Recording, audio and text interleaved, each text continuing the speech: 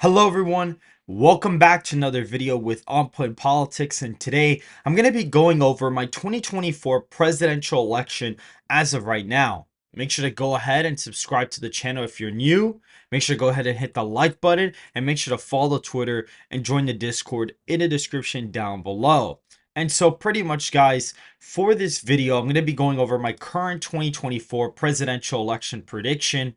As you can see over here, I have my election model, which, basically combines my election model with another YouTuber's model, which is Gold Crown Politics.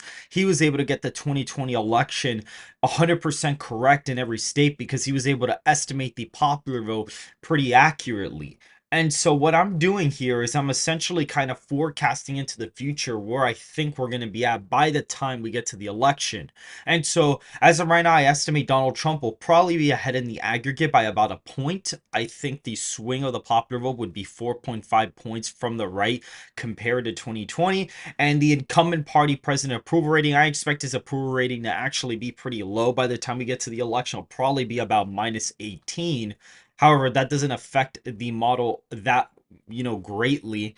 I project that the final popular vote will be Trump plus 3.5. Trump usually gets underestimated by 1 to 3 points in the aggregate. I think somewhere in between there would be the final underestimation. So I think a 3.5 underestimation would be on track to happen. And the change in the popular vote would be 8 points from 2020. And so when you factor all that in, you end up getting your results in the electoral college as of right now. And so what's pretty interesting, guys, is that if we go over here and we start filling out the electoral map, you're going to notice Donald Trump is gaining in certain swing states by a pretty massive amount. For example, in Utah, obviously we're going to fill out the safe states first. He's doing really good in the Great Plains area, all of Nebraska except the second district for now. He's doing very well in the Appalachian states. South Carolina is safe. Maine's second congressional district is safe alongside Alaska. That is going to be over a 10-point victory. According to the model, it is considered to be a 14.8 percentage point victory as of right now. And if we're looking at certain states, what's actually quite interesting is that Iowa and Ohio are actually going to be classified as safe Republican states. If we look at Iowa in 2020, it voted for Trump by about 8.2%. Ohio voted for Trump by 8 points. And if we look at the updated model, you will see here Ohio's voting for Trump by 16.2%, and Iowa is approximately a 16.3 percentage point margin as of right now. Maine second you see is a 16-point victory for Donald Trump in this scenario. If we were to fill out these safe Democratic states, California, Hawaii, these would be safe Democratic states. Hawaii, I actually think is kind of funny because it actually does go,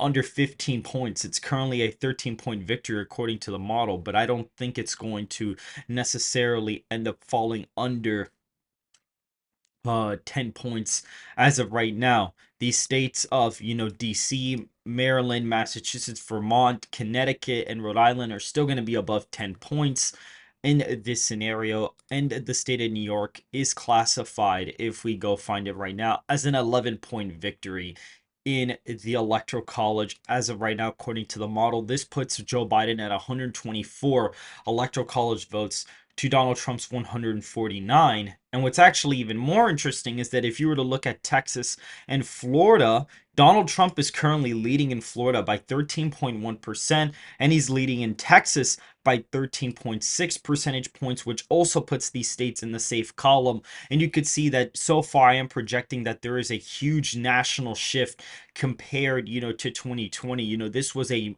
D plus 4.5 national environment. I expect the popular vote to end up falling around 3.5 plus Republicans, so that would be an 8-point shift from 2020. And you're going to see many states like Texas and Florida kind of trend right off a cliff. Same thing for Iowa and Ohio. So even if Biden were to win the popular vote by the same amount again, states like Iowa and Ohio would probably still vote for Trump by over 10. Texas and Florida would end up being, high single digit victories. So the states have trended vastly to the right, even compared to a tied national environment or even a Biden favorable environment from 2020. If we look here, the likely states, Washington and Oregon, are actually likely Democratic states. Washington is listed as a 9.5 percentage point win, Oregon 7.9. Biden won Washington by 19.2% in 2020, so it's almost a 10-point underperformance. And in Oregon, 16.1 percentage point victory, so that's around a 9-point underperformance there. So that is a huge decrease from support in 2020 as of right now. If we go to Colorado, we could see it's right above the likely margin, 5.6%. And funny enough, Illinois also joins Colorado in the likely column. And funny enough, Illinois is actually a 5.6 percentage point victory for Biden, which is significantly closer than the 17-point win that he posed in 2020. But the reason why this is the case is because there's a lot of African American voters here, and this is one of the states that trends the most compared to the national environment from 2020, trending with shifting demographics to the right. So when you combine all those factors and the national environment, Illinois is projected to only be a 5-point victory for Joe Biden, even voting to the right of Oregon by around 2 points, which is pretty interesting. And even voting to the right of New Jersey in this scenario, showing how vastly the state has actually shifted to the left. New Jersey is actually listed as a 5.7 victory in the model as of right now, which is closer than the 15.9 percentage point victory he had in 2020. Delaware is under a 10-point win, is classified as a 9-point victory, which is 10 points lower than the 19-point victory that Biden posed in 2020, showing that Trump is seriously definitely making gains in some of the states that he wants to compete in, especially a state like New Jersey. He's talked about really wanting to flip that. Maine's first as of right now would be safe Democrat. So that's that, and we're coming into the closer swing states. But what I want to incorporate in this video is I've actually constructed models for every single state by county, and it looks at the 2016 numbers, the 2020 numbers, the average, and it kind of looks at the margins from each election, the swing and the trend, and then compare it to certain statistics you plug in.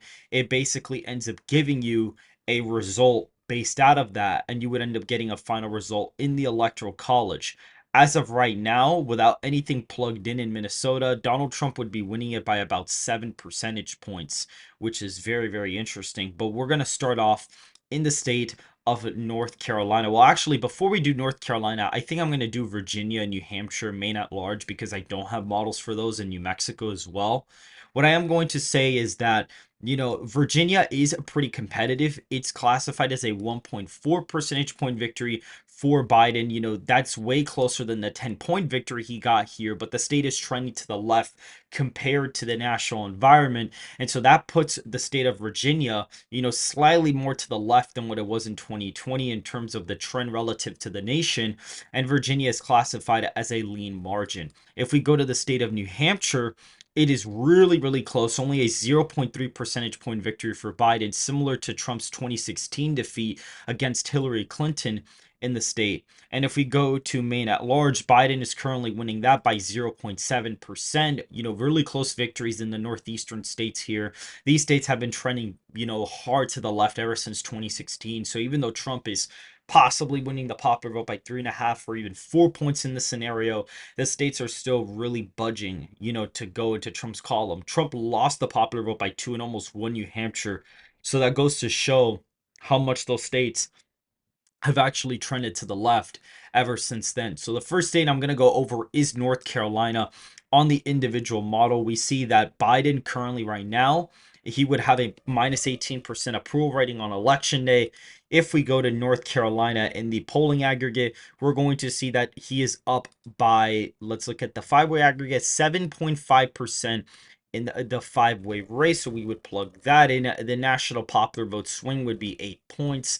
And Donald Trump is currently leading by 3.5%. So with all of that plugged in, Donald Trump actually poses a 13 percentage point victory in the state of North Carolina, which is really, really fascinating. Donald Trump ends up destroying Joe Biden in this particular state. That puts it in the safer Republican column.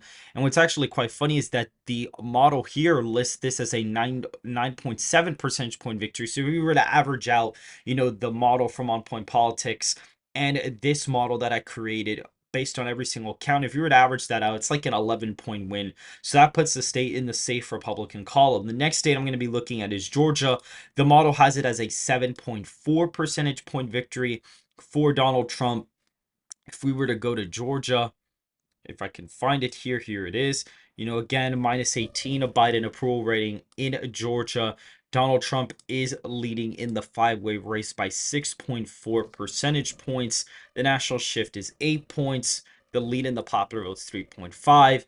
And if we were to look at the margin, we'd actually see that Biden is actually losing the state by about 5 points. So Donald Trump would pose a 5.6 percentage point victory in the state according to this model. The reason why it's not, a way bigger margin is because the state is in fact trending to the left compared to the rest of the nation. And you see here that it's a 7.4 percentage point victory according to this model. If you were to average that out, that's around a 6-point victory. So Donald Trump would be expected to win it by around 6 points, averaging out both model results. If we were to look at the state of New Mexico, it's actually quite funny, but Donald Trump is in fact winning here according to the election model. He's winning it by about 0.13% to the point where it's voting 5 points to the right of Colorado. And that is because the state is, basically majority Hispanic. And the fact that the Hispanic vote's been shifting right nationwide is definitely playing a factor, into the results. And if we look at a state, like Florida, it's been shifting to the right massively. Same thing with Texas. And the white vote, so it actually keeps New Mexico more Democrat. And back then, the white vote was slightly more Republican, but since the Hispanic vote was so Democrat, that's why the state used to vote to the left of Colorado. But now that Hispanics are trending to the right and white voters are shifting slightly to the left, that's actually causing the state to still get closer, and it could potentially flip. Now, again, it's until margin, so it could be within the margin of error, but clearly it is projected as of right now that Donald Trump would be winning the state of New Mexico. The next model we're going to look at is Arizona, which is really interesting because for some reason Donald Trump's margin always gets pretty inflated here, minus 18, approval rating for Biden. RCP average in Arizona, I believe, is 5.6% in the five-way race. And if we look at the national swing, we would see that basically 8 points, 3.5 lead here. And Donald Trump is actually winning the state by 14 percentage points according to this model, which is a huge victory in Arizona. Now, it may be that there's a, model corrector and stuff like that. Like if I were to get rid of that, he'd only be winning it by 5. But according to this, this is the thing that actually ends up fixing the margins from 2020 and makes it as accurate as possible to the previous election. And so this model may be off by quite a bit. Even like Maricopa is flipping by 3.2%, or is flipping by 12 points into Donald Trump's column, which is a massive, massive, massive victory there. And that's probably why the state is so inflated. Like if this was a 5-point victory, you see how it brings it down. And if this was a 3-point victory for Biden, you see how Donald Trump's winning the state by only 5. So that controls a decent amount of the population within the state.